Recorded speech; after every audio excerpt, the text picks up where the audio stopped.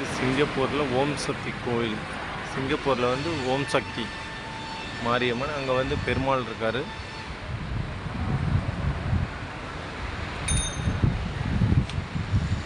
பெருமாள்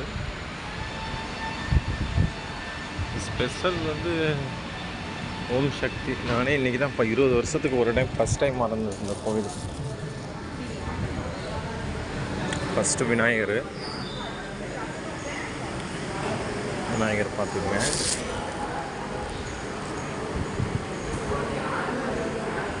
அங்கே கணபதி ஓம் சக்தி அங்கே இருக்காங்க.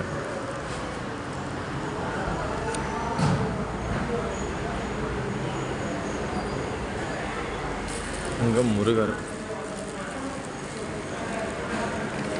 பழனி ஆண்டவர், வள்ளி தேவன் 2 பேருமே இருக்காங்க.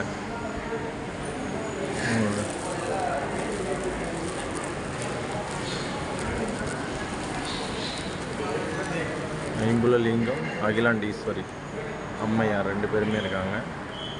நவகிரகங்கள். இது ஐயனாருன்னு நினைக்கிறேன், ஒன்றும் தெரில. அதெல்லாம் இந்த ஊரில் இந்த மாதிரி கும்பகோணத்தில் வந்து நாகக்கன்னி அம்மன் சிலையாகவே அங்கே இருக்கும். அந்த மாதிரி இந்த சிலை இங்கேயும் இருக்காது. கீழே உள்ள சிலையில் அர்ச்சனை பண்ணிக்கலாம். ஒரு சிலை இங்கே வந்து கன்னியம்மன் எல்லாமே இருக்காங்க. நல்லா தான் இருக்கு கோவில், செம்மையாக இருக்கு. நானே இப்போ தான் ஃபஸ்ட் டைம் வந்திருக்கேன்.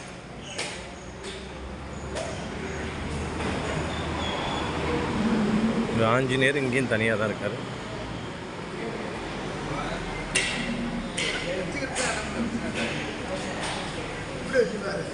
பெருமாள் பாருங்கள், பெருமாள் நல்லா ஜோடிச்சிருக்காங்க. நல்லா இருக்கு பெருமாள். குபேரலட்சுமி,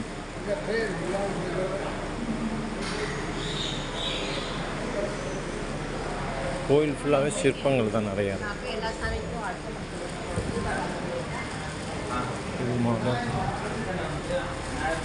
பாருங்க, எல்லாம் இங்கே ஃபுல்லாகவே சிற்பங்கள் தான் அதிகம்.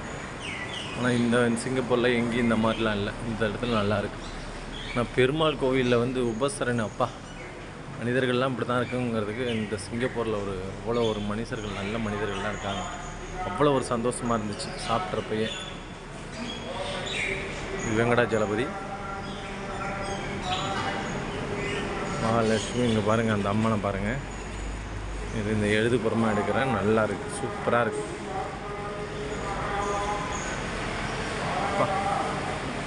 ஃபுல்லு மழை பெஞ்ச தண்ணிலாம் வராதுன்னு நினைக்கிறேன். ஃபுல்லாக கவர் பண்ணிட்டாங்க. நெய்விளக்கெல்லாம் இங்கே ஏற்றிக்கலாம்.